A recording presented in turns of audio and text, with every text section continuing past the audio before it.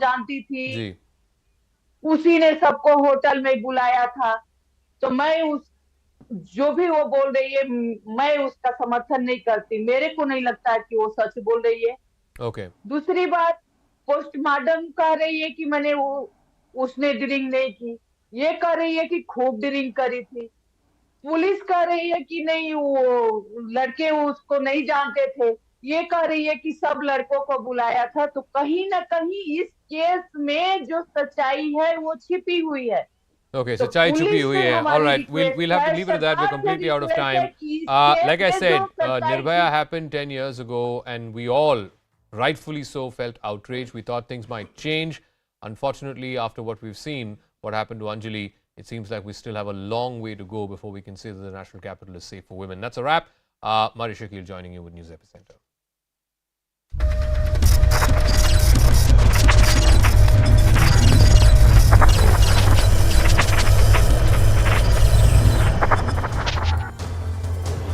Hello everyone, you're watching News Epicenter with me, Maria Shakil. The Supreme Court has put a stay on the Uttarakhand High Court's order to vacate 29 acres of railway land in Haldwani. The apex court stated that though the land is crucial for the development of the railways, 50,000 people cannot be uprooted in 7 days, putting a stay on further construction in the area. The court posted the matter for February 7th, asking the state government and railways to find a practical solution. The bench was particularly concerned with the fact that many of the occupants have been residing there for decades, claiming rights on the basis of leases, taxes and purchases. The petitioners highlighted they have been lawful residents of the area for more than 60 to 70 years. But the government argued in the court that there is no doubt the land is meant for the development of railways, adding that several orders for eviction have been passed under the Public Premises Act. Now, beyond the legal conundrum, the Congress, the Samajwadi Party and MIM have entered the fray, accusing the BJP government of targeting the Muslim majority population of the area. The BJP has accused the parties of trying to stoke communal tensions in a matter that remains sub judice. While the top court has called for a solution to evict and rehabilitate, who is responsible for this impasse? And most importantly, who is trying to gain political mileage from this case?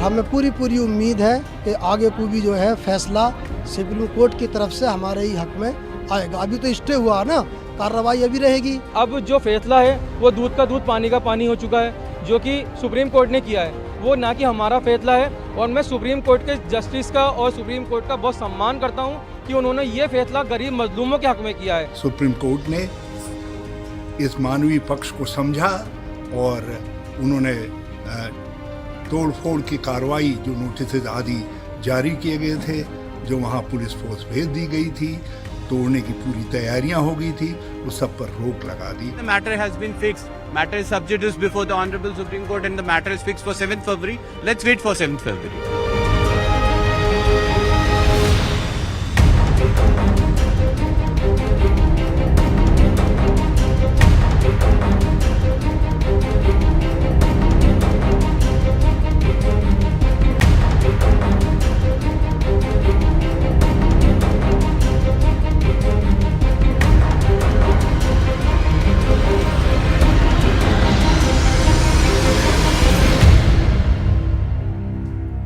Now let me take you through the timeline of this case because that becomes important. It's been going on since 2007. In 2007, the High Court ordered demolition of encroachments on railways land. Demarcation process is stopped midway because there were protests that took place. Several years later, 9 years in fact, in 2016, the High Court ordered demolition of these encroachments. The Railway Protection Force, the Railway Police Force, in fact, registered land encroachment case. 2017, this matter reached the Supreme Court and Supreme Court stayed the High Court order saying pleas of residents are not heard. The Supreme Court then asked petitioners to approach the Uttarakhand High Court first. In March 2022, that is last year, Railways tells the Uttarakhand High Court that over 4,000 eviction notices have been issued. And in December, the Uttarakhand High Court passed an order that all the encroachments must be removed. January 5th, 2023, the petitioners then tell the Supreme Court that title cases are pending before the district magistrate, and then the Supreme Court has stayed the HC order, that is Uttarakhand High Court order, saying that 50,000 people cannot be uprooted in matter of just 7 days. The Supreme Court has asked the state government to find practical solution, and the next date of hearing has been decided as February 7th. So these are the arguments that have been made by the petitioners in this case. The names of residents in municipal house tax records are there. Remember, this is about claims, contested claims on that piece of land. Residents have been paying house tax regularly for years. There is possession of land pre-independence which has been recognized by the state government. The gas and water connections have been operating in this area for years. The Aadhaar numbers issued have accepted this as a residential address. So while the need of the hour is to find a solution, the question that I be asked on News Epicenter this evening is, who is politicizing this case? Let me bring in my guests. Hani Pathak is BJP spokesperson. We have Sujata Paul representing the Congress. Sanjeev Unial is an advocate. Alok Lal is former DGP of Uttarakhand. Shahid Ali is an advocate as well. I'm going to begin with you, Sujata Paul. There are competing claims on this land. So let that be settled in the court of law. Why is this being given a tone and tenor that the Muslims are under threat? I don't know who is doing that, and if I may say so, it is the BJP which is doing this the maximum. And I'll give you an example. Yesterday and day before, you were running a clip of the media in charge of Uttarakhand Congress by the name of Mr. Mahavir Chauhan, who was saying that we are not going to let the demography of the area change. What did he mean by that? Because in this particular area, there are no Hindus and Muslims and Sikhs and Isais. These people are all Indians. And these are poor people. A lot of people who have been staying there for the last 80 years or more as well. There are people who have come and started staying over there after independence, but these are all Indians. Yes. And when we talk about what happened in the High Court, Maria, it's very important to understand that the state government has behaved rather irresponsibly. Whether they are encroachments or whatever, in this biting cold, if people were sitting over there on the street, should the government not have come out and spoken to the people? Should the government not have made some provisions for their rehabilitation? Yes, but then why, had to happen? no, if it is about people, then let that be settled in the court. It is about that competing claim. I'm repeating my question, ma'am. Because what is problematic here is that it is being called as a second Shaheen Bagh. That it is being said that the Muslims are under threat. अगर एक piece of land है, it's a title suit, then let the Supreme Court decide. Why make it about Hindu-Muslim? Why? Who is politicizing it? No, the Congress party has not done it at all. And Hani we Pathak, are not just Congress so the charge people, is that it but is the we are BJP that is doing it. Listen carefully. Our government respects the decision of the Supreme Court in this encroachment case. And one more thing I want to clear, Mrs. Sujata Paul, kindly listen very carefully. In 1974, Indra Hridesh ji elected first time when UP and Uttarakhand are one state. Is one state. Ji. Then she was elected as a Vidhan Parishad. हाँ, लेकिन उसका इस case से क्या है? वो तो हमें भी पता है, वो आप असेंबली इलेक्शंस के जो रिजल्ट्स हैं या वो भी दैट इज इनकॉन्सिक्वेंशियल है. सवाल इस यहाँ पर नहीं, सवाल पर ये है, सवाल यहाँ पर ये है कि इसको पॉलिटिकल कलर क्यों दिया जा रहा है? उसका मतलब ये है कि उस समय इनकी गवर्नमेंट थी और उस समय इनको इनके ही द्वारा बसाया गया था, और उस समय जब इनके द्वारा बसाया गया था तो मैं इनसे ये पूछना चाहती हूँ कि रेलवे की संपत्ति पे आपने उनको क्यों बसाया था और क्यों एक्शन नहीं लिया गया था, और उसके कारण ही आज ये स्थिति का सामना इनको करना पड़ रहा है। आज उन पर इनको दया आ रही है, उन मजलूम लोगों पर जिनके इनके कर्मों का, because of Indira Hriday ji blessings, Indira Hriday ji blessings, because of Indira Hriday ji blessings, they all are blessing. Yes. Because of only Indra Hriday's ji blessings, they Oh, all sure. are. You know what is becoming problematic here is that those visits by politicians, Samajwadi Party politicians, MIM politicians, all of them are on ground trying to stoke violence. My question is simple. This is about a piece of land. There are residents who have been providing their views. No, one moment, ma'am. You know, the residents have deeds for the land. They have been living there for decades. The railway, on the other hand, claims they have maps, a notification of 1959, revenue records from 1971, and results of the 2017 survey to prove their ownership of the land. So, railway is saying that they have ownership of the land. The number of people who have ownership of the land, the number of people who do not have the ownership of land. That is what the court has tried to say. That there is need to segregate people Alok Lal among those 50,000 residents who have papers and who do not have papers, and then come up with a plan. Who do you see is responsible for this chaos, kind of chaos that has been playing out in the court for so long, and it has become such a big crisis now?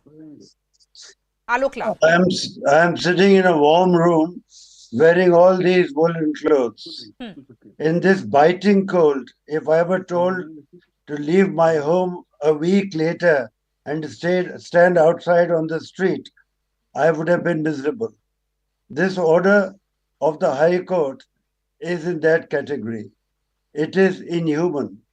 And therefore, I am so glad that Supreme Court had seen that there is lack of wisdom in the order of the High Court, and they have stayed it. As for the legal aspects, if I had papers and if I had to show papers, somebody had to look into them.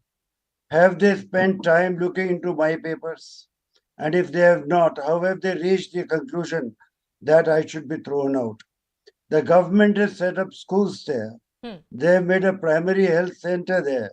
In the same land, if the government can create these facilities, and if there are 10 or more private schools running in that area, obviously the railway authorities had been sleeping for decades and not had done anything at all. No, but this case has been going on since 2007 or much longer. Yes, 2013 or whatever date it is, but that was not started by the railways.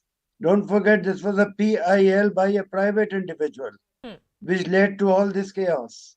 So the PIL was for a different reason, but the High Court included this aspect also in its ambit. Yes. It is free to do so under 226. They have done the possibly technically the right thing. But the order on humanitarian grounds is unacceptable. I will not throw out people in this. So how do you evict people without a rehabilitation plan, Sanjeev Unyal? That is a question that has been asked by the court, and that is the reason why notices issued. I have different altogether point of view regarding this particular matter. What happened was in 2013, a PIL that some mining mafia is going on in that area. That's right. And that mining mafia was having illegal construction by of living there also. So these illegal people who were living over there were involved in so many illegal things also. So that was the first question. So in that particular view, High Court has made the party to these people who are living illegally in those areas. In so this area, some people which we are talking right now. Out of 50,000. Now my question. So not all of them are unauthorized. They were unauthorized. Yeah. So that group now the who question were doing illegal mining were unauthorized occupants. not all of them are unauthorized. Not all of them, not all of them. Yes, but please, go ahead. when people came to know, when the court came to know about this, that a number of people were involved in illegal mining over there or living over there, then they made the party. Then they came to know, because previously what going to happen in 72 years was never happened in last for 14-15 years, because now government is much more concerned about their treasury, about their jameen, about their land, about their total, I think, inputs. Now the government is much more sensitive. So that's why this situation has arisen. Nobody was caring. Now what happened? The politicians were having gloves with the local authorities. That was the reason. So you are essentially saying that for political gains, and for securing vote bank, unauthorized occupants were not asked to leave the land. Yes, you have made your point, but I want to understand from Shahid Ali, who's an advocate as well, the point being made by the court of trying to segregate what is authorized, what is unauthorized, and at the same time coming up with what will be a rehabilitation plan, because that becomes important. Shahid Ali? Yes, there are two things basically. Yes, first of all, I would like to say that humanity has won. And the inhuman face of BJP has now been exposed. Who has been to exposed? Public at large. Not by an ordinary person, but by Honorable Supreme Court.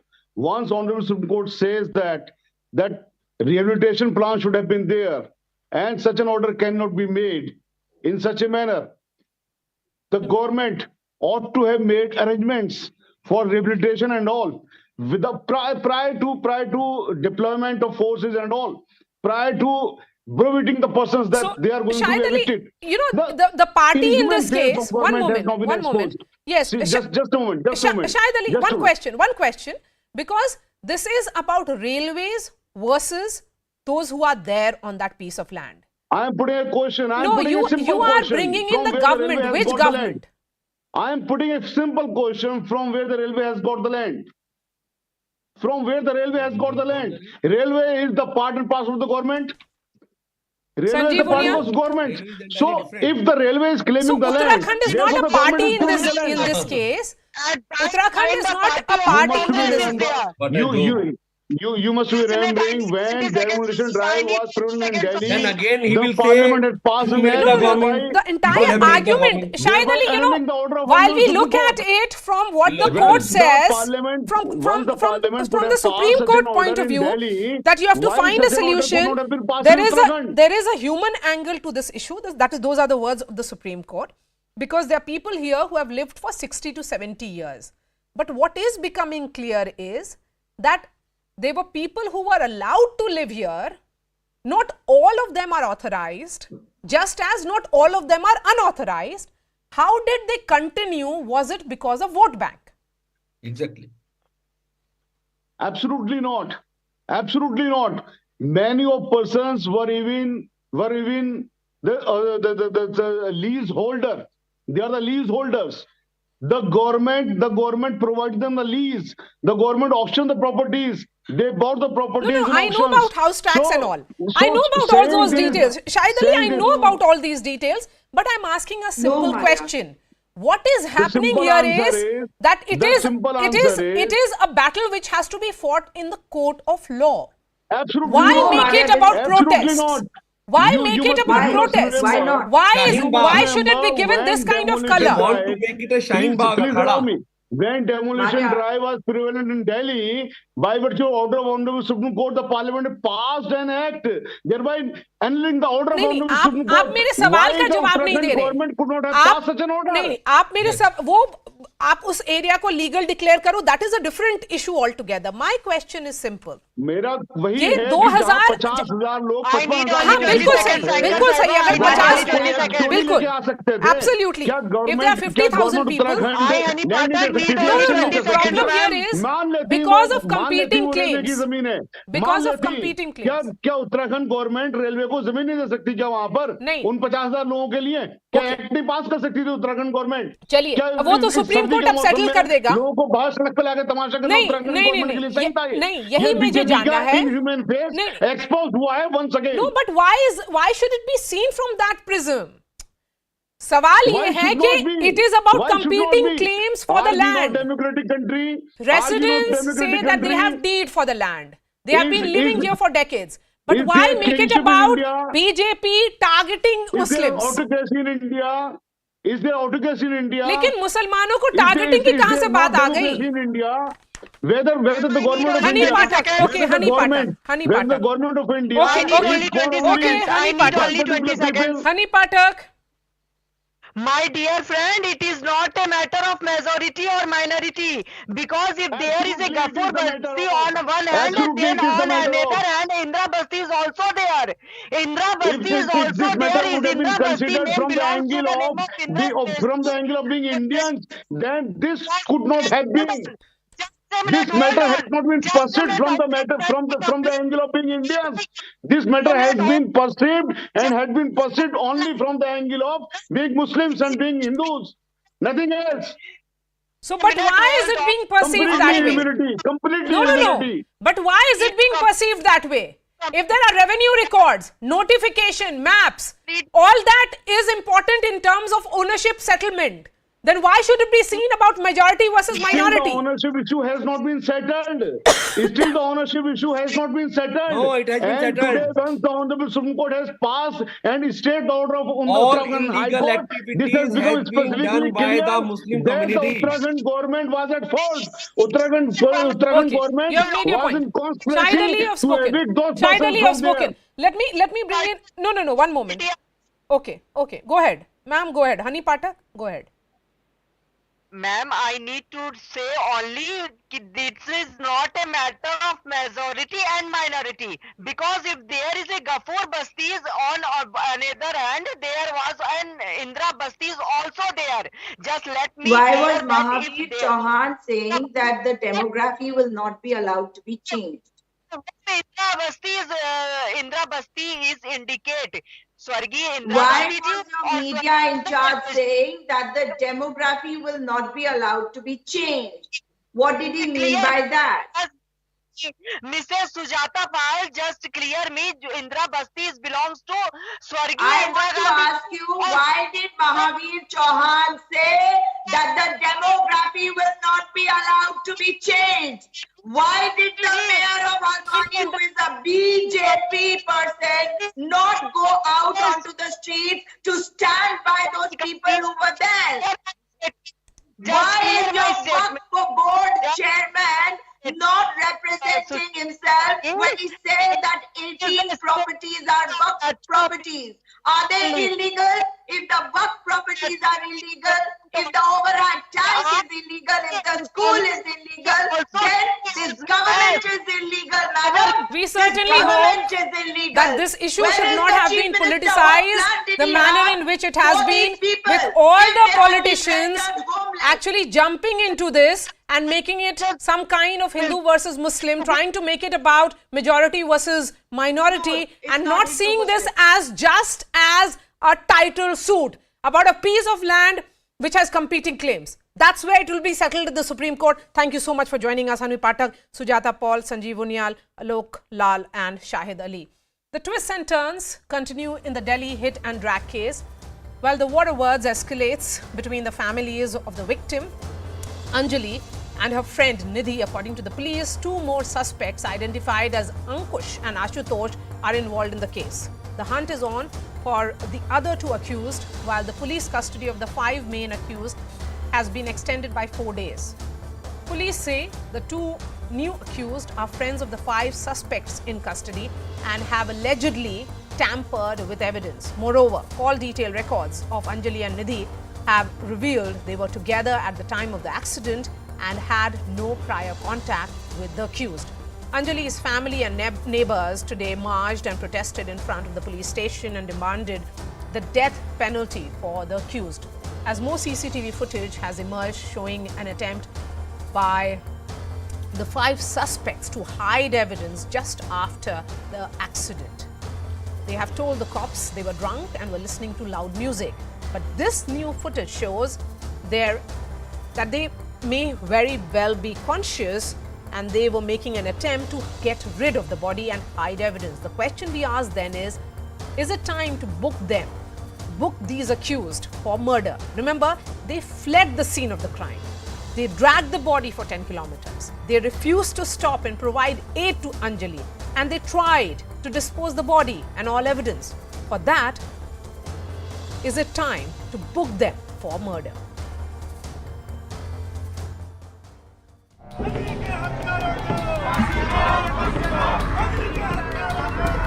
Justice for Anjali. The chorus is getting louder and louder. People were out on streets on a cold Thursday morning in the national capital. Anjali's family members and neighbors took out a protest march and demanded strict action against all the accused. They are also saying that this girl Nidhi, who is believed to be the friend of Anjali, should be tried under the law as well, because as far as her statement is concerned, so she is somewhere misleading the investigation. Sir अगर ये हादसा होता तो गाड़ी है, गाड़ी के नीचे कुछ भी आता है, अगर एक अद्दा आ जाता है तो उसमें भी पता लगता है कि गाड़ी के नीचे कुछ आया है, तो इंसान हादसे के मुताबिक देखना चाहिए ना उतर के। देखो, हम अंजलि की दोस्त को नहीं जानते थे, हमारी बेटी हमारे घर से अकेली आती थी और अकेली जाती थी। निधि से क्या लिंक है हम उसके बारे में नहीं जानते बिल्कुल भी।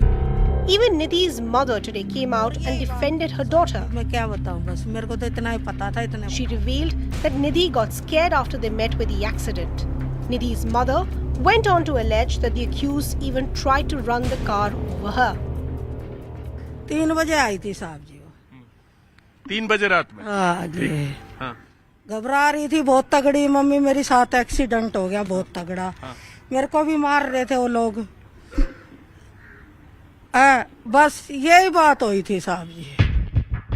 On the other hand, there has been some shocking revelations that have been made in the case.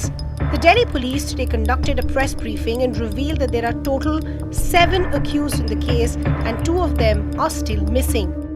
CCTV footage के आधार पर और जो CDR के आधार पर हमें ये पता लगा है कि इसमें 2 लोग और इन्वॉल्व थे और उनके लिए पुलिस अभी रेड कर रही है, इन्वेस्टिगेशन अभी जारी है। Meanwhile, a new CCTV footage has also emerged. 5 accused in the case can be seen abandoning their vehicle in a parking lot and fleeing in an auto after the accident. One of the accused got out of the vehicle and looked down to check under the car on the left side. This coincides with the forensic report which confirmed that Anjali's body was stuck on the left front wheel of the car. If we look at all the evidences which have been found until now and the adding up of 2 more accused in the case, a question clearly arises here. Is it still not a case of murder? Let me take that question to the panelists who are joining me. Mamta Kale is the spokesperson of the BJP, Abhinandita Mathur, spokesperson of the Aam Aadmi Party. We have Yashwardhan Azad, former IPS officer. We also have Barkhat Rehan, social activist. Yashwardhan Azad, is intent to hide evidence enough to book someone for murder? The police now say 2 others were involved in the tampering of evidence. It's a question of hiding evidence in this case. You see, first, there are 2, as I maintained even earlier, that the first part is, of course, the accident, which has been accepted by the... There seems to be some problem with that line of Yashwardhan Azad. I'll ask my producer to fix that line in just a bit. Let me bring in other panelists. Ms. Azad, if you can hear me, sir. Okay, we'll try and fix that line with Yashwardhan Azad. Barkhat Rehan, if you're joining me, and this is the question that I wish to ask certainly, that the defense of the accused, that they were drunk and were listening to loud music, doesn't really hold anymore. First, it's a gruesome nature of the crime. And if anything, the new set of CCTV footage shows that they knew that something was stuck, that they knew that there was a body being dragged. They knew that something that they have to protect themselves. That is why there is tampering of evidence.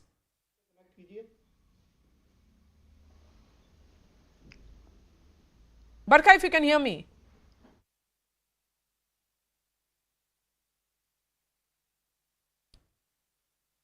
Okay. Okay, let me take that question to Abhinandita. There seems to be a problem with those two lines. Abhinandita, we have seen the protests by the family. They are demanding justice. Do you think time has come and there is enough evidence? There is this certainly qualifies for a rarest of the rare crime. Those accused must be booked for murder now. This is not about just a hit and run case. Absolutely. I think that we have already taken way too long to establish that it is a murder. The way the police handled it initially, the denial, obviously by the accused, but also the cover up by the local police at the time. I think we are really letting the girl down. We are letting every woman of this country down. If this is not murder, then what is? And you're absolutely right that it is high time that, I think 302 with with actually the worst kind of strictest punishment should be implied on this case. It is a very critical matter. We must actually compensate for the lost time and take action very quickly. Yes, we have to compensate for the lost time because that certainly is a matter of concern. Mamta, when a car is hit, normally people stop and check. The fact that they continue to drag her for 10 to 12 kilometers, can that be seen as an intent to kill? Shouldn't that be seen as an intent to kill? Yeah, good evening, Maria, and good evening to everyone. See, we've heard the detailed press conference this afternoon of Special CP Law and Order, who stated and said very clearly that, they have recorded Nidhi's statement under 164 CRPC before the magistrate. Also, they said that public prosecutor has been appointed.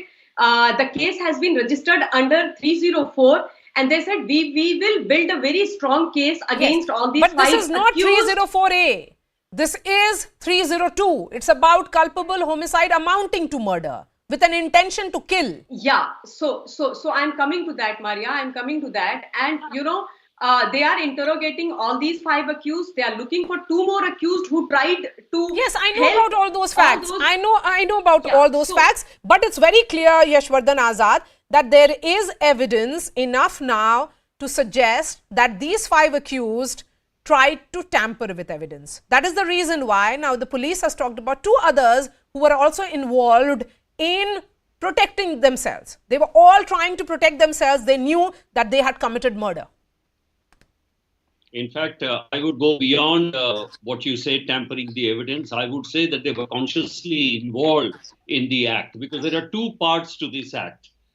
First is, of course, the impact where the accident took place, and that has been taken care of in the FIR itself, because it is from the accused, where they said that we hit somebody because we were drunken, and because we were drunken, we couldn't hear it. Maria, there is also one of the clips shown where they look down from the car and see that she's over there, and yet after that they drag the body for about 12 to 13 kilometers. Now, in one of your channels or the other channel, there was an automaker expert, an engineer, who was called to say, and the question was, is it possible for five people in a car, even they are drunk, that they cannot make out that the body is being dragged from the left axle? And he said, no, it is not possible. So it is clearly established, as you said, that they were aware that this will lead to the death. And that is why it is culpable homicide amounting to murder. So, Yashwardhan Azad, would you say that this is evidence to show that there was an intention to kill? Well, there is a very thin line, Maria, between these two, whether it is plain murder or whether it is culpable. They fully knew that dragging a body like this would lead to the killing of the victim. Now, if they are aware of it, that means it is a kind of a conscious act.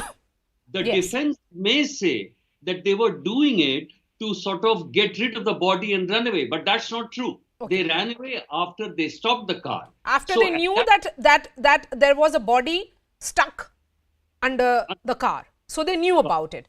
Barka, it's very clear now that all this defense, that they were drunk, they were listening to loud music, doesn't seem to be working, particularly because this is a rarest of the rare crime. It's a gruesome murder, and more so that they knew about a body being stuck. Barka. Absolutely true. There is so many lapses. Yeah, Maria, there are so many lapses in the case, the police lapses. Everything is so fishy in this case, and every day we hear some contradictory statements. Even the police, every day they come out with a new version. How to believe anyone? Even Nidhi's version. I just demand for a narco test for Nidhi, because what Nidhi is saying has never happened. She is altogether come up with a new version. So there should be a narco test. And another thing is that, while we talk about Nidhi, what about these men? What about these men? Barka, are you one of those who will say that because it is a gruesome crime, they should be booked for murder? Yes, they should be. They should be booked. They should be severely punished, because as we are coming to know all the facts, they intentionally were dragging the body. So they should be, the crime has been very gruesome, and they should be severely punished. There's no second thought about it. But the court will decide that. We are no one to decide that. We can only discuss, because the facts are still not clear. The whole case is so fishy. The facts are not clear. Every day we hear some of the new other because new today things. we came to know about two more accused. You have the version that came of Nidhi yesterday. Every day, as far as piecing together the timeline is concerned, that has not been done till now, Mamta, and that is what is raising the doubt if Delhi police is indeed serious about solving this case. Maria, as far as that fateful morning is concerned, I completely agree that there were too many lapses as far as Delhi police's entire behavior is concerned. And as I had earlier mentioned on your channel, that Delhi LG has already told Delhi CP to look into this. But now the Delhi police is putting in efforts to solve the case, to understand the case, and they are interrogating and taking a lot of evidence to solve the case. Then again, why do you have a Nidhi come up and she makes statements which are contradicted by the family of the victim? Then the mother is talking about a different version. You also have the neighbor saying completely different story. Then you have these 5 accused who are lying completely about their own role. The intent is becoming clear. And then the police actually begins the entire investigation with one premise, that this is a hit and run case. So then why shouldn't we ask that, are they really serious about solving this case? See, Maria, you are absolutely correct, and all of us want this case to be solved, and all of us want to know the real picture and the truth behind Anjali's horrific death. We want to, justice to be served to Anjali and to her family. Now, point number 1. Point number 2, as far as Nidhi is concerned, yes, I agree with you 100%. I am with you on this, that she is changing her statements. I completely understand the point of view of Anjali's mother when she says that I don't know this girl. Whatever she's saying is wrong. She's lying, and everything has to be investigated.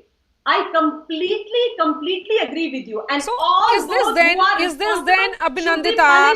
Yes, a but wake Maria, up call Maria, who's going for to investigate? The police is covering up. So the police should investigate Maria, themselves. The police is itself so is this time also to perhaps hand over this case to a different agency? But before that, Abhinandita, is this a wake up call for late night surveillance, given the unfulfilled promises of more and more CCTVs and street lights in the national capital?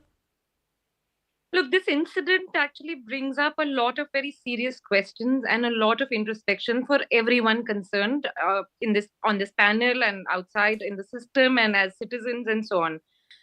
There are 2-3 things that emerge here that we must talk about, and that is that despite all the promises, especially post Nirbhaya, and especially when a new government came into power, it was all like about strong action, chappa names and all that. Now, who are we protecting exactly? The murder accused at the moment have their own hoardings up outside the same police station. What I'm trying to say is, that there is absolutely no stern action. But I didn't get what is chappan inch and all. What are you directing towards?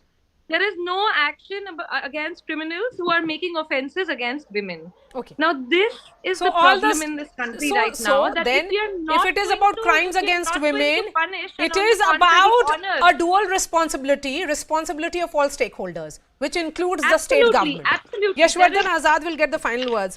Mr. Azad, today... Can I get 30 seconds, please? Mamta, I really do not have much time. I have to give the final words to Yashwardhan Azad now. Mr. Azad... Mr. Azad, the question here is of the premise with which the entire investigation began, and during the course of these 4 days, every day a new piece of evidence is brought out in the public domain. The timeline is not clear. If there are 2 suspects who have been added, then there is also an intent to hide evidence, which means they knew that they had committed crime. So there are larger issues that are involved here. Did the Delhi police botch up the investigation? And they are trying to do course correction now. No, I don't think the investigation was botched up. In fact, right from the beginning, I think the only place where you can fault the Delhi police is the reaction time of the PCR. Okay. For example, in lodging of the FIR, I mean, there was no one to lodge the FIR, and so the accused, once they were caught, the FIR was lodged. Now, that is a first information report, and the way they projected it, it was written as 379 304A. But as soon as it was possible, the remand was taken, and culpable homicide not amounting to murder was registered. Therefore, nothing exactly was lost. Thirdly, the substantive part of the evidence has been established. That first, it was an accident at that particular point of time. And afterwards, now, in fact, even a fresh FIR could be lodged that it could be plain murder because they were quite aware that this is happening.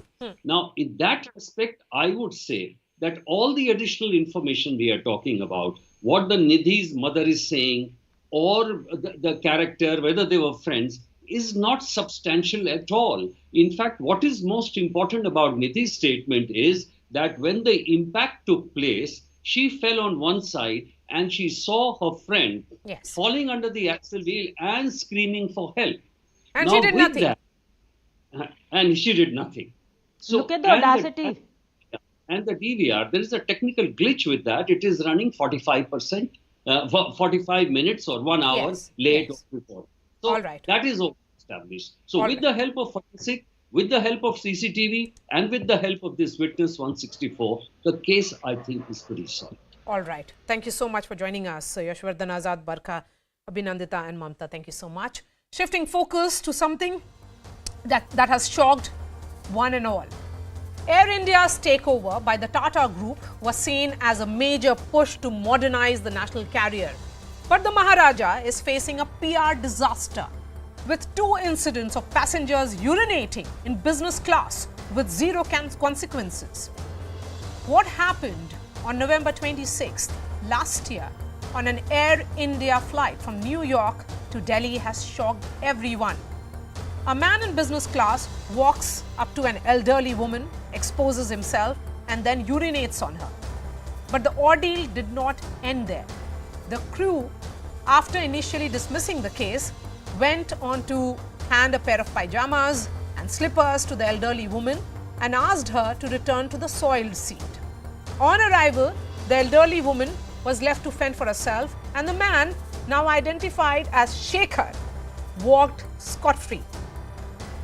The airline acted on the 4th of November, 8 days after the incident, by putting the passenger on a 30-day ban. That's it, just 30-day ban on Air India. What about other flights? He can continue to misbehave with other passengers on other flights, other aircrafts.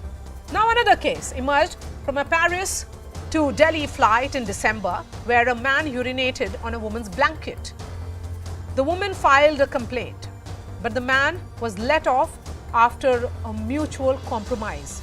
Now the Delhi police is questioning 2 Air India crew members who were aboard the New York to Delhi flight, while the DGCA has issued a notice to Air India seeking a reply in 2 weeks, calling the carrier's conduct unprofessional. in violation of procedures, asking why shouldn't action be taken of dereliction of duty. The question remains, why wasn't immediate action taken against these individuals? Was Air India trying to cover up these cases? Are high and mighty individuals being protected? Is it time for an immediate no-fly list for such a shocking behavior?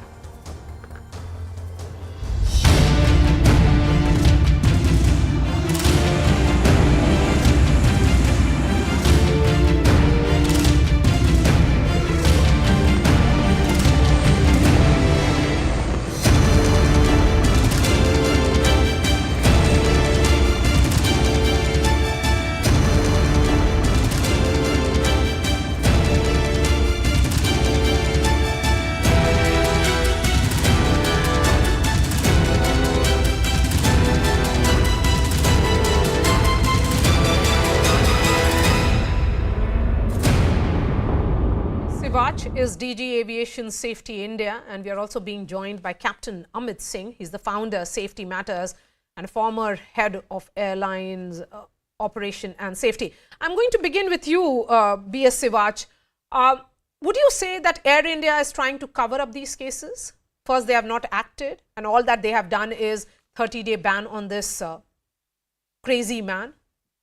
Definitely, Air India had its own reputation, would have sullied if they had exposed this case or taken it up, informed to the regulator. But isn't their reputation being sullied even more now because of lack of action? Now definitely but they did not realize they're short-sighted. They never knew that this is going to happen to them. They thought that the victim will remain quiet and there will be no flare-up. But unfortunately, now things have gone out of their hand due to the courtesy, the media, which has rightly stepped in. It is most outrageous, appalling, shocking, tragic incident, absolutely unacceptable. And for such incidents, there should be zero tolerance. The person should be brought to the book. And so unfortunate, immediately after that, about a week after that, it happens again. In Delhi flight, also similar kind of incident took place, and that was also hushed up. This is not really sort of, done thing. It brings totally bad reputation to the country, bad reputation to airline. We expected that Air India, after being handed over to Tata, yes, it will function in a professional manner. It is not functioning in a professional manner. Captain Singh, Captain Singh, do you think this man should be put on the no-fly list and perhaps even arrested for this shocking behavior? Of course, there are two aspects. One is the civil aviation laws, other are the civil laws or the criminal laws. Yes. So an FIR needs to be lodged and the person has to be brought to book, which means arrested, put behind bars. In the United States, people have been put behind bars for up to 9 years for in-flight sexual harassment. There, they have seen a jump of almost 2 times from 2014 to 17. And they have come up with regulations wherein the airline is also responsible for the good order and conduct and for the safety of the passengers on board. It is not just the crew whose job it is the airline after all which is responsible, overall responsible. So they have to be, the accountable manager has to be pulled up. Yes. And the person Captain has to be Singh, called up. Here the Air India and the crew that is there on board, all that they did was that they told that woman, an elderly woman, that you have to go back to the soiled seat. We have just cleaned it up, and they did nothing. They did not even. Why this is happening? Yes, please go ahead. Is because of the culture. 2018, similar incident happened. It was hushed up. In 2022, 2 incidents have happened, and all 3 people have gone away from the airport scot-free. So the crew, the culture, the reporting culture and the safety culture of the airline is such that better to hide things rather than report honestly and make it a big issue. So this time also they tried to do the same. But unfortunately, because of the media, it was brought out, and the airline, unfortunately, would you say that this has to do with the business class? Because people who travel in the business class, and given the kind of money that they would be paying for this long distance flight, it would be of people who would fall in the category of being high and mighty. So they are being protected. Of course, that is there. And from the service point of view, there are no limits in business class and first class. Yes. There is protocol of alcohol serving on a short haul, long haul flight for economy class. But for business class, if you look at the Air India website, for first class, the picture which is shown is a cabin crew offering a bottle of wine to a passenger. So then they boast about their the alcohol they serve on board. But there are no limits. There's no limit. It is on the crew training, which is important. They need to identify a person. But if you want to bend over backwards to please a passenger for whatever reason, might be high and mighty.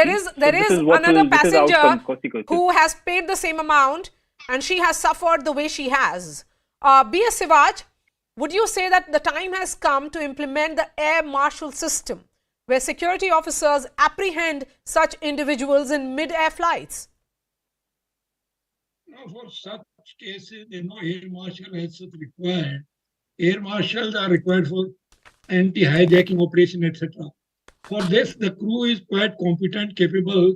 If they do their job sincerely and seriously, then there is absolutely no problem. So it is the fault lies with the crew members, and the captain also should have intervened. But again, trying to protect the reputation of the airline, everybody tried to hush it up in the interest of airline. They don't realize how much traumatized they have. Traumatization has been caused to the passenger. That is very unfortunate part, and they had shown any sympathy, no empathy toward the passenger who was also a business class passenger, and a lady, 70 years old, a very senior citizen. Yes. So how can you do such a thing and get away with it? Then no question of any kind of, sort of sorting out the issue or reaching out to a agreement or something, mutual consent. There's no such thing. These things they cannot be overlooked, cannot be glossed over. They must be reported. Action must be taken. That person should have been arrested the moment he landed at the airport and taken to task. FIR should have been filed against him, and he should have been put behind bars. What can be done now? What can be done now, Captain Amit Singh? What can be done now? After the hush now, up, DGCA is empowered by an act passed in the parliament to take penal action, judicial action, and of course the police has registered an FIR. So now, apart from the person being taken into custody, the airline has to be held accountable. Okay. So why did this incident happen, and why was, because airline is also culpable. They have not reported and tried to hide facts, maybe destroy evidence. So the evidence on board has been destroyed. It is a scene of crime or sexual assault. All right. So these actions are basically they are accomplice to the crime. All right. So they have to be taken to task. Not even an apology has been tendered by absolutely Air no India. apology by Air India. That is the minimum thing that they should have done. Captain Singh and B.S. Sivaj, thank you so much for joining us. This remains our top focus tomorrow as well on CNN News 18. I'll be seeing you tomorrow. Thanks so much for watching.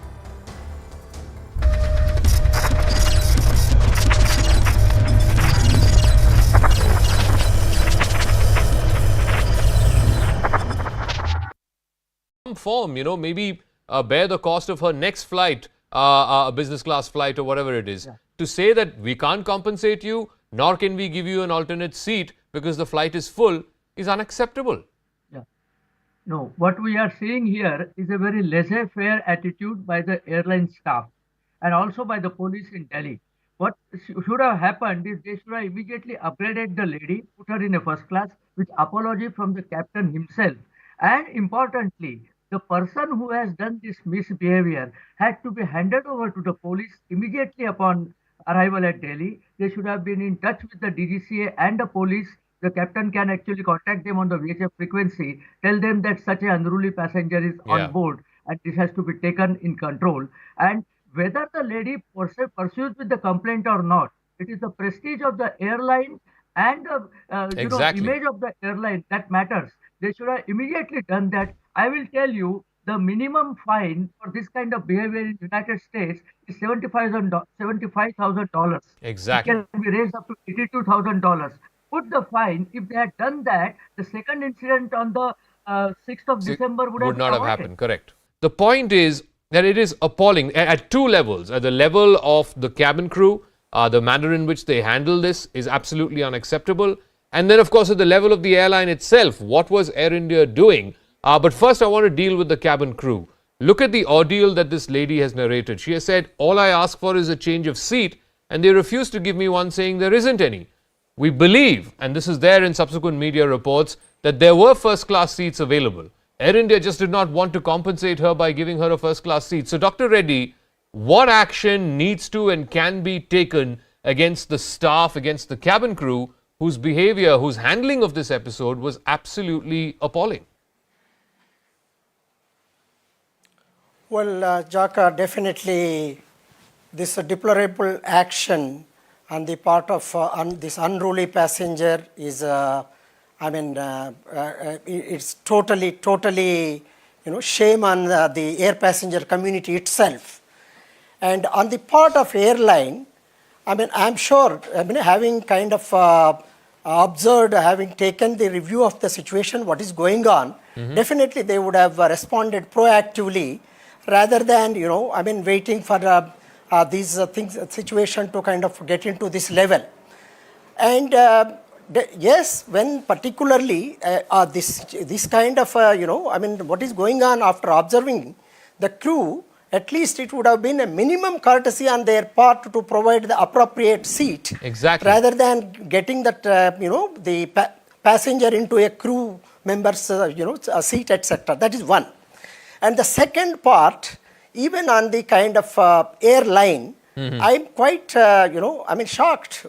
Even after 7 weeks, of course, they might be kind of going ahead with following the procedures, etc. Given the kind of privacy of the passenger ABC, but that's not the answer.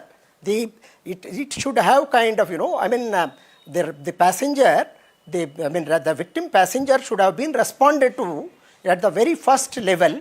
And secondly, even letting the passenger, out of this airport or whatever, or the airline itself is something, it should answer, the airline should answer several questions. Absolutely. I want to ask Vipul Saxena this. On the role of the airline itself, two things. One, the fact that Air India let this deviant passenger get away. He should have been arrested the moment this flight touched down in Delhi. And secondly, the fact that Air India, this incident happened on the 26th of November, the police complaint was registered only on the 28th of December. That is absolutely unacceptable. You can't wait for 1 month for whatever your internal committee inquiry or whatever it is before registering a police FIR. India's #1 news choice, unparalleled news supremacy for 37 successive weeks. CNN News 18 on your side. Because the guidelines are very, very clear. There is a civil aviation requirement circular of May 2017, which lays down the way an unruly passenger has to be handled, in which it is clearly mentioned that such passengers are to be deftly handled and ensured that other passengers are not disturbed, their dignity is not compromised, their safety is not compromised, and it's clearly said that in case there is a requirement, the aircraft can be diverted to the nearest airfield. So it is taken as a very serious matter, and thereafter the CR goes on further the procedure that such matter should be reported by the cabin crew and captain within 12 hours of landing to the DGCA and also to the management, and then airline through their internal committee should dispose of this matter, investigated and completed within 10 days and take necessary action. While in this case, this incident took place on 26th of November. And because Air India tried to hush up this matter, no action was taken till this lady complained to the chairman, Mr. Ratan Tata, and then only the action was taken. No, Sanat Kaul, I think the critical question that needs to be asked is, A, clearly the airline did not file any complaint either with the police or as they are mandated to, they should have informed the DGCA. DGCA today has issued a notice. Mr. Kaul, it seems to be that this is not an incident in isolation. 10 days after this incident, on the 6th of December, on the Paris-Delhi Air India flight, there was a similar instance of a deviant passenger peeing on the blanket of another woman passenger, and then apparently the crew made both parties come to some kind of compromise. This is not something you compromise with. Not at Absolutely. all. And I think there is a tendency for airlines to hush up a matter for no reason. It only leads to further misbehavior by passengers. And passengers are allowed to drink as much as they want because that is absolutely wrong. Because liquor is free doesn't mean that they can drink as much. I've had experience when when I was traveling, a passenger was drinking too much and the crew said, you can't have any more. And he started misbehaving, saying, I paid for it, I need it. And they said, no, you will not. And they, in fact, all got the signatures. I mean, they made a note and got all the signatures of all the nearby passenger sitting around him. And he then just shut up. He just kept saying that I'll go to the chairman, managing director of Air India. That was Air India also.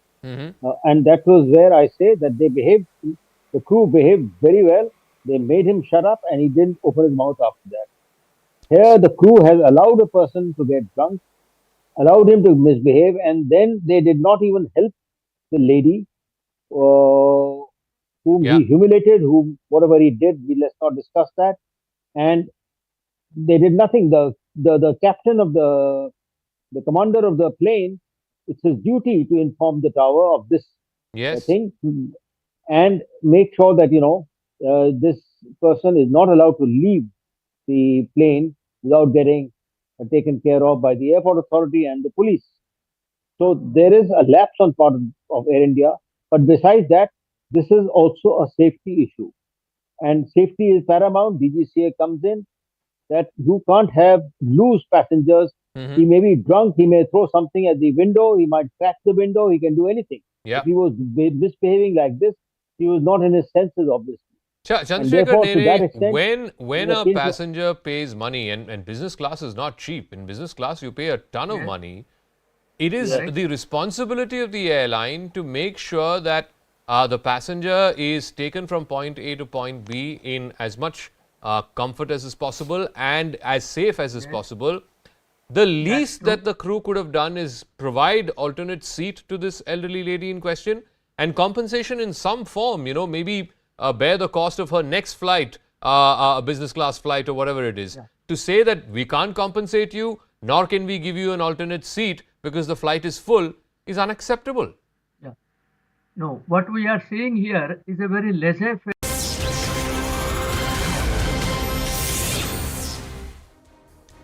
Hello and welcome to the late night edition with me, Ayushman Singh Jamwal. Breaking news coming in the wake of that horrific incident which took place aboard an Air India flight from New York to Delhi, where a man urinated on his co-passenger. Now we're getting some breaking news when it comes to the details of who that individual is. The man who urinated on a woman who was his co-passenger in that New York to Delhi Air India flight has been identified as Shankar Mishra. He is a resident of Mumbai. He works at Wells Fargo as the vice president. The firm is headquartered in California. He has previously worked at Citi, where he was again a vice president. So these are the details of that individual who was involved in that shocking incident. Remember, no action has been taken against him. Only a 30-day ban was ordered by Air India. I'm joined by my colleague Ridhima, who's joining me on the phone line. Ridhima, so can we expect, what are your sources telling you? Can we expect some more action against this individual, as well as the Air India crew, which did not take the requisite action to take action against this man, especially cited by the DGCA notice that has been sent to Air India, which has called this a dereliction of duty? Oh, that's correct, Ayushman. So let me answer this in two parts. First, as you rightly pointed out, the man who's now been identified as Shankar Mishra, he works at Wells Fargo, is the vice president. We're understanding has been working since February 2021 to present, and he is based out of Mumbai. Now, remember, we had reported this earlier in the day on CNN News 18 that Delhi police officials have also been sent to Mumbai to try and arrest this man. But as of now, unfortunately, he still stands unarrested. But because of the kind of pressure that has been mounting on, you have the DGCA also issuing a show cause notice. We are expecting some sort of action to take place. As far as the crew is concerned, we've already had 2 members of the crew of this flights that was flying from New York to Delhi that have already been questioned. As you rightly pointed out, the DGCA minced no words, and they were very, very clear, and they said two things. One, the kind of protocols that should have been followed with an unruly passenger, they weren't followed. Secondly, the conduct of the airline and the crew itself was unprofessional. Earlier in the day, also we had reported, this is what the Civil Aviation Ministry had also said, they had ordered Air India to conduct an internal probe and said that if these allegations are found to be true, then the strictest action should be taken not just against the passenger, but the crew itself. Now with the questioning of two crew passengers already happening, it's a possibility that we could see them being de-rostered as well, because no mincing of words here. There have been lapses on every level, not just by the crew, but by the airline as well, in not offering support to the said passenger, the elderly woman who was in her 70s, but also causing that lapse which has resulted in this man, in this passenger, this male passenger who urinated on the female passenger who continues to remain scot-free. So lapses on the airline, but because the DGCA has now stepped in, we are hoping that stringent action can be taken. Absolutely. The high and mighty can't get away with such behavior. So hopefully some more action is taken and heads will roll for dereliction of duty, as rightly pointed out by the DGCA. Thank you, Ridhima, for getting us this piece of breaking news. The man who urinated on his co-passenger in that New York to Delhi flight has been identified. His name is Shankar Mishra. He's from Mumbai and he's a vice president at Wells Fargo. He previously worked at Citi, and remember, only a 30-day ban was slapped on him. No other action was taken against him. So hopefully Air India can get its act together and take action. Especially, remember, this is happening in a business class flight. So, and it's a huge embarrassment for the country if something like this happens on an Air India flight. Getting some more breaking news. This is the tussle in the state of Rajasthan. Now, Congress sources have told CNN News 18 that the top leadership is expected to meet next week to decide on the chief ministerial issue. The state Congress is divided, with many pro-Gehlot ministers saying changing the chief minister now would be suicidal. That is the pitch coming in from the Gehlot camp, that changing the head of the Congress, the man who's the face of the Congress, that is Ashok Gehlot in Rajasthan, changing him now from the chief minister's post would be suicidal. But the pilot camp is unable to accept this and has given the ultimatum that the status quo would not be acceptable. That's what top Congress sources are telling CNN News 18. Sources also say the Congress president is likely to take a final call. Now, the chances of Gehlot continuing are high, though Gandhis are in a fix, having made a commitment to pilot. I'm joined by my colleague Pallavi Ghosh, who's getting us this piece of breaking news. Pallavi, so what is the mood in the Congress camp right now? It's a state of confusion, I would say, because both the camps are equally belligerent. There are pros and cons. And for example, Ashok Gehlot undoubtedly continues to have a grip over the organization. And there is this worry that if you're going to replace him, will it actually be even worse situation for the Congress? Will the performance turn out to be really disastrous? Because Gehlot certainly is not one who's going to go down very calmly. That's one side. But on the other hand, the fact is that Sachin Pilot has been a PCC chief for 4.5 years. He has been given an assurance no less than by the Gandhis that his time would come. And if he's not made the chief minister now, it's absolutely pointless, Ayushman, because we're going to head into a lame duck government. And at that point of time, pilot supporters feel that no one listens to a chief minister in such a situation. Neither the bureaucrats nor the administration, and certainly not people in the cabinet. So it's a very catch-22 situation. And I think what we are expecting is hopefully a call to be taken sometime next week when that meeting takes place. Right. Thank you, Pallavi, for joining us on the broadcast for that piece of breaking news. So the tussle continues. The desert storm in Rajasthan is far from over. But let's shift focus to West Bengal now, where we're getting some more breaking news and a shocking incident. A man was forced to carry his dead mother's body on his shoulders after an ambulance demanded 3,000 rupees from him. The incident happened in West Bengal's Jalpaiguri district. The inhuman incident has raised questions about the negligence of the hospital administration. In fact, locals have also raised questions over extortion by private ambulances. Those shocking visuals on your screen. I'm joined by Kamalika Sen Gupta. Kamalika, this is a very heartbreaking, shocking piece of news that's coming in from the state of West Bengal, showing that the medical infrastructure continues, especially in the far-flung areas of the state, continues to be in shambles, where a man is extorted, literally extorted for 3,000 rupees just to carry his dead mother's body. This is an incident which is which raises question on the humanity and the insensitive character of the people. It is not about the hospital administration, because there is a scheme in West Bengal where if somebody dies, then that total responsibility is taken up by the government. Here what happened in this case is this lady, she died, and after that this person, her son, she went out, and this was private ambulance. We can say the ambulance Raj or the ambulance Dadagiri is a big question there, which was a private ambulance. They asked 3,000 rupees from him. Now, he was a poor person. He tried to tell that, 1,200 rupees would do, but that was not okay for the ambulance driver. And then, because he was a poor man and he was not aware that he can go back to the hospital authorities and can ask for ambulance, he was feeling helpless there, because he was not aware that such a thing is there in the hospital.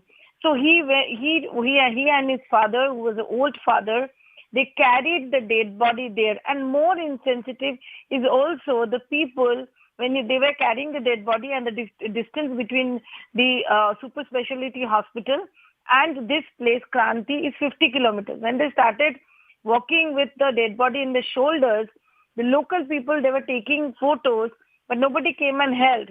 But this photo became viral, and some NGO, after all, they came and helped us.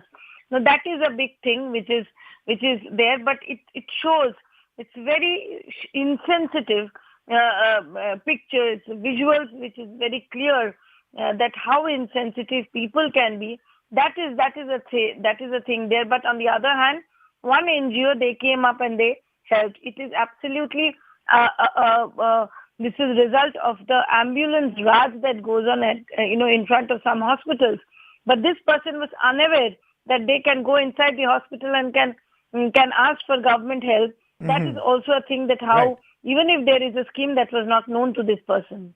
Right. So on one side was the ambulance Raj, but Kamalika, absolutely, you got spot on. The apathy of the locals in those visuals who didn't even step up to help this individual, just taking photos while he's carrying his dead mother's body. This also raises questions about us as a society, ladies and gentlemen, when we see these people in misery. We'll continue to track all the developments which are coming in. Another shocking case that has come in from West Bengal, those visuals on your screen. But let's shift focus to the judiciary now, where there seems to be the battle between the centre and the judiciary is far from over.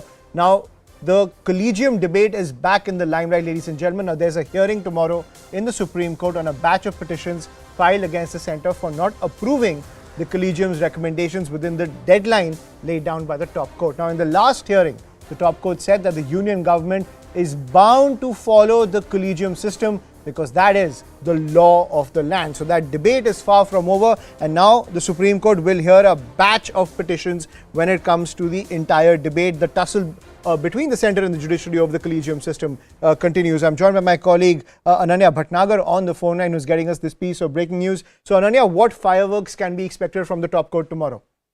Well, Ayushman, as you've seen that in the previous hearings, we have seen comments from the judges coming in and a lot of harsh arguments also coming in from both the sides, whether it's the centre or the petitioners in this particular case. Remember that there are a batch of petitions before the topmost court of the country with regards to setting a proper timeline for the collegium recommendation we did with by central government, and in fact noting it down and giving up its in fact approval or in fact some kind of a remark on that.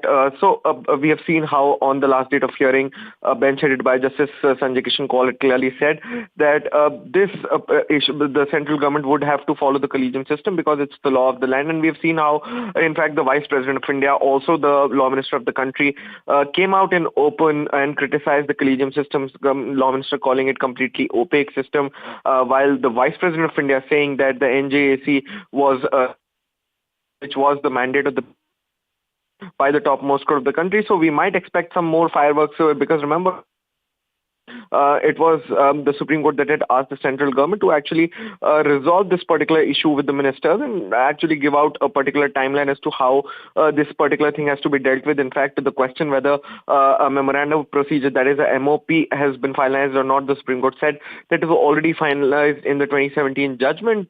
So we'll have to wait and watch as to how the center comes up tomorrow and what happens in this particular case, because remember that this hearing also becomes crucial at a point when the Supreme Court is losing its judges due to retirements, and in this particular year we would be seeing a lot of judges would be retiring, and that's the reason why in fact a collegium at the present time has 6 members, because there is a convention that the collegium should always have the next upcoming CGI in that particular case, and since all of the top 5 judges of the Supreme Court except the chief are actually retiring very soon. That's the reason why a 6th member got added to that particular collegium, and that's the reason why in fact this debate actually becomes very crucial at this point of time as well. Ayushmann. Right. Ananya, please stay with us. We're getting some more breaking news. Now the Jamiat Ulema-e-Hind has moved the Supreme Court challenging the anti-conversion law of 5 states including Gujarat, Uttar Pradesh and Madhya Pradesh. The Jamiat in its plea says mandating declaration prior to conversion encroaches on the right to life. Ananya continues to be with us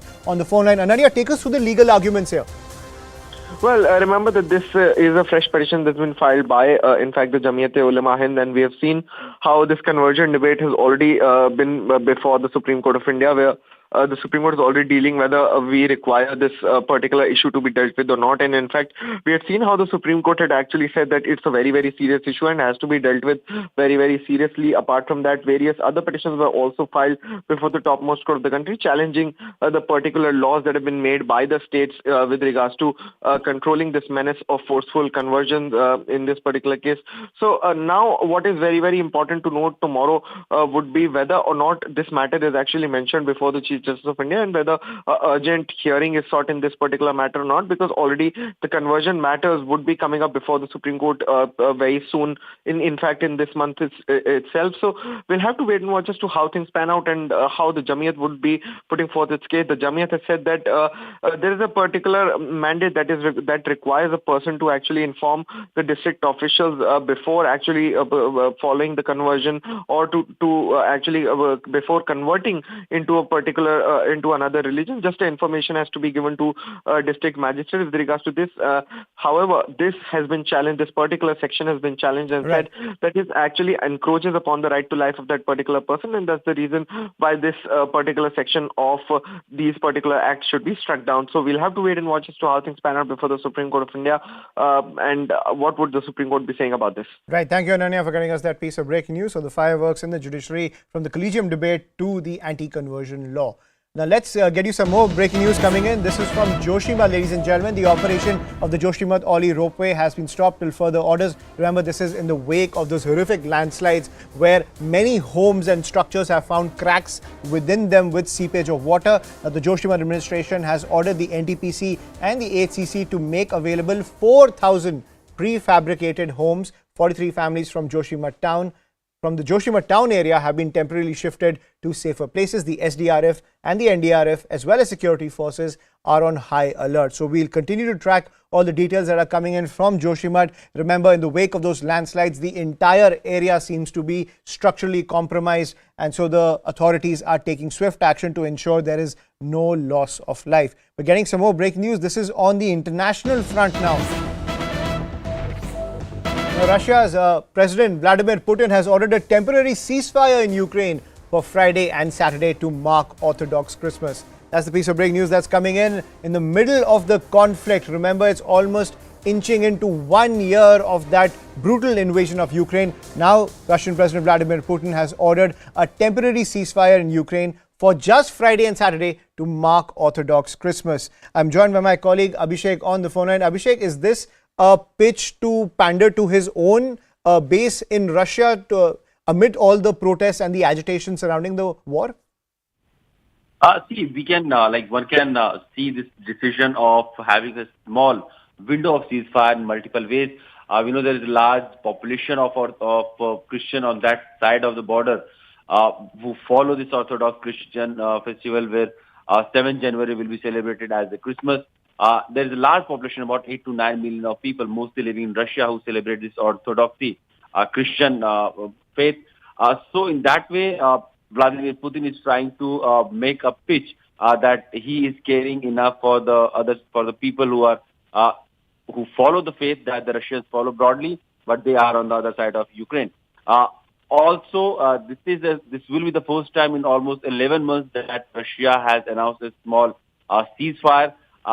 Will this small window be paving way for a full-fledged ceasefire or a negotiation or diplomatic discussion how to ease the situation and bring an end to the long war, or this small window will be just a small window and it will not be considered as a full-fledged pitch for a peaceful resolution of the conflict? That we'll have to see. Absolutely. This only seems like a political move coming in from the Kremlin when it comes to the conflict in Ukraine. Thank you, Abhishek, for joining us on the phone line. But let's shift focus. The twists and turns continue in the Delhi hit and drag case, ladies and gentlemen, while the war of words escalates between the families of the victim, Anjali, and her friend Nidhi. According to the police, 2 more suspects identified as Ankush and Ashutosh are involved in the case as well. The hunt is on for the other 2 accused, while the police custody of the 5 main accused has been extended by 4 days. Police said the 2 new accused are friends of the 5 suspects in custody and have allegedly tampered with evidence. Moreover, call detailed records of Anjali and Nidhi have revealed that they were together at the time of the accident and had no prior contact with the accused. Anjali's family and neighbors today marched and protested in front of the police station and demanded the death penalty for the accused, as more CCTV footage has emerged showing an attempt by the 5 suspects to hide evidence just after the accident. They have told the cops that they were drunk and were listening to loud music, but this new footage shows there may have been a conscious attempt to get rid of the body and hide evidence. The question we ask is it time to book these accused for murder? Remember, they fled the scene after the accident. They dragged the body for 10 kilometers. They refused to stop and provide aid to Anjali, and they tried to dispose of the body and all the evidence. For that crime, is it time to book them for murder?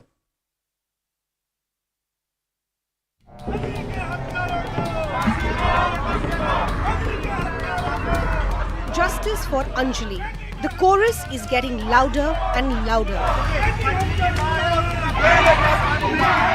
People were out on streets on a cold Thursday morning in the national capital. Anjali's family members and neighbors took out a protest march and demanded strict action against all the accused. They are also saying that this girl Nidhi, who is believed to be the friend of Anjali, should be tried under the law as well, because as far as her statement is concerned, so she is somewhere misleading the investigation. अगर ये हादसा होता है तो गाड़ी है, गाड़ी के नीचे कुछ भी आता है, अगर एक अद्दा आ जाता है तो उसमें भी पता लगता है कि गाड़ी के नीचे कुछ आया है, तो इंसान हादसे के मुताबिक देखना चाहिए ना उतर के। देखो, हम अंजलि की दोस्त को नहीं जानते थे, हमारी बेटी हमारे घर से अकेली आती थी और अकेली जाती थी। निधि से क्या लिंक है हम उसके बारे में नहीं जानते बिल्कुल भी। Even Nidhi's mother today came out and defended her daughter. She revealed that Nidhi got scared after they met with the accident. Nidhi's mother went on to allege that the accused even tried to run the car over her. 3 बजे आई थी साहब जी। 3 बजे रात में? हाँ जी।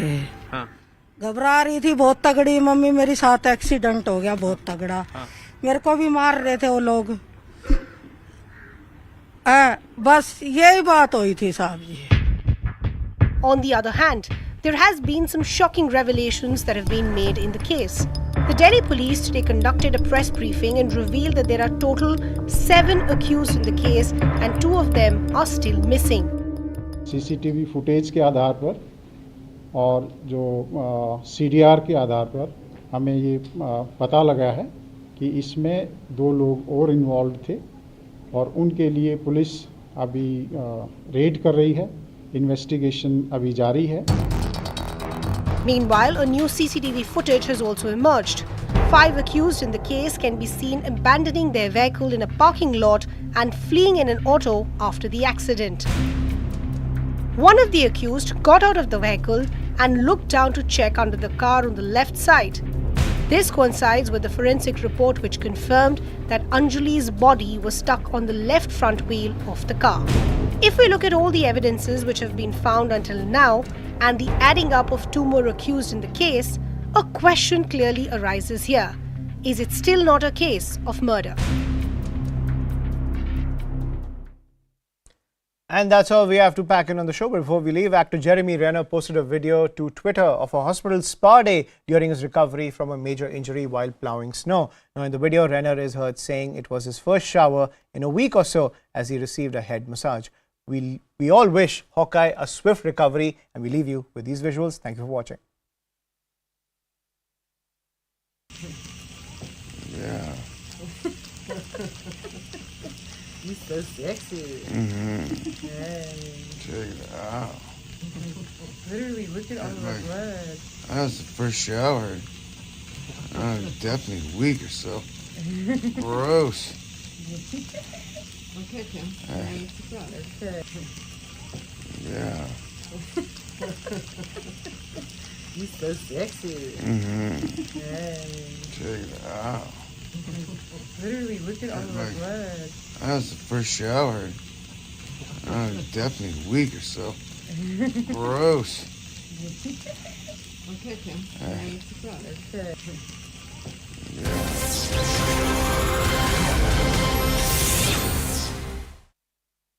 Made both parties come to some kind of compromise.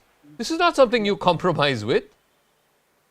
Not at Absolutely. all. And I think there is a tendency for airlines to hush up a matter for no reason. It only leads to further misbehavior by passengers. And passengers are allowed to drink as much as they want because that is absolutely wrong. Because liquor is free doesn't mean that they can drink as much.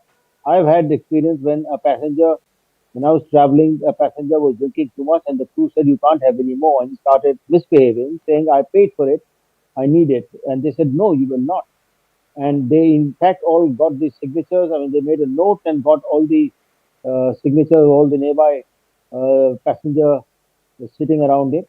And he then shut up. He just kept saying that I'll go to the chairman, managing director of Air India. That was Air India also. And that was where I say that the crew behaved very well. They made him shut up and he didn't open his mouth after that. Here, the crew has allowed a person to get drunk, allowed him to misbehave, and then they did not even help the lady whom he humiliated, whom whatever he did, let's not discuss that.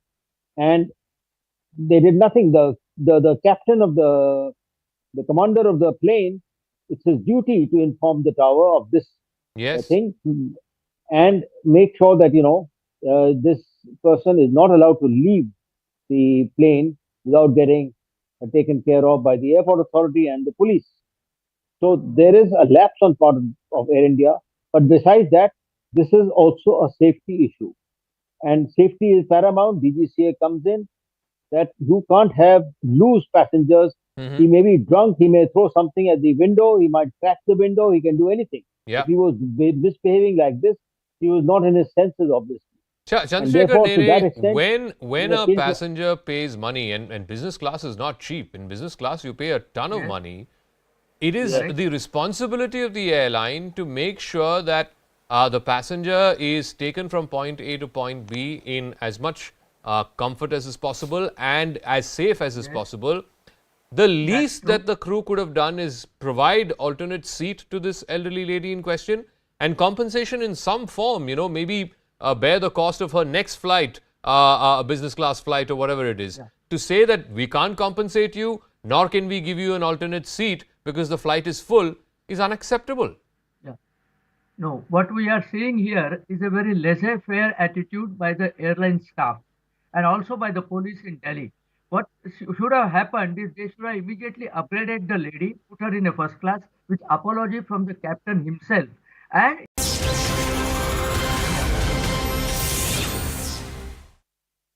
India's #1 news choice, unparalleled news supremacy for 37 successive weeks. CNN News 18 on your side.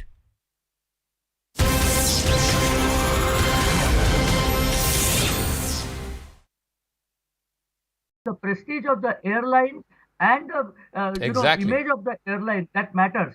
They should have immediately done that. I will tell you, the minimum fine for this kind of behavior in United States is $75,000. It Exactly. can be raised up to $82,000.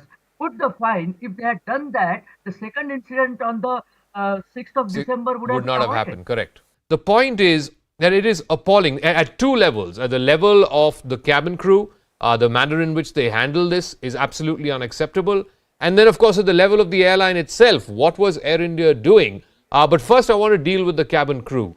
Look at the ordeal that this lady has narrated. She has said, all I ask for is a change of seat, and they refuse to give me one, saying there isn't any. We believe, and this is there in subsequent media reports, that there were first-class seats available. Air India just did not want to compensate her by giving her a first-class seat. So, Dr. Reddy, what action needs to and can be taken against the staff, against the cabin crew, whose behavior, whose handling of this episode was absolutely appalling? Well,